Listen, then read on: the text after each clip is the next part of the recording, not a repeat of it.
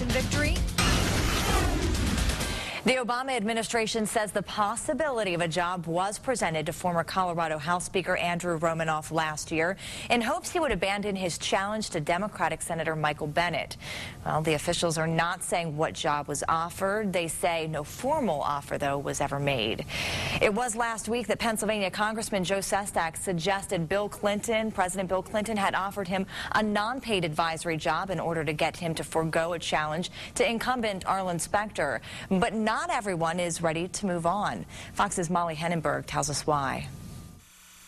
It's not over, say 3 House Republicans. In a letter to the White House counsel's office, Congressman Darrell, Issa, Lamar Smith, and Jim Sensenbrenner want the White House to release, quote, all records and documents related to, quote, the Sestak matter. Issa says the memo by the administration's top lawyer, Bob Bauer, detailing the White House's version of events, quote, isn't plausible. After 10 weeks of waiting for an answer and getting an answer that does not compute, that cannot have been, it's not unreasonable to quickly ask for more information. Sestak has said that he was offered a job once by former President Clinton.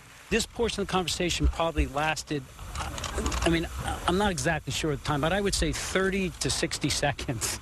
But in Bauer's memo, he wrote that there was more than one overture to Sestak, saying, quote, efforts were made in June and July of 2009 to determine whether Congressman Sestak would be interested in service on a presidential or other senior executive branch advisory board. The White House press secretary declined to elaborate. Whatever's in the memo is accurate.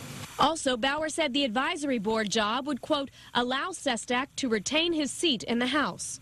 Which board? Sestak said he wasn't sure. It was about like either intelligence or defense, it was like, but I wasn't interested. But the Presidential Intelligence Advisory Board requires that its members are not in government. Still, a former federal prosecutor for 17 years says even if Sestak had left the race, he doesn't think this would be an illegal quid pro quo.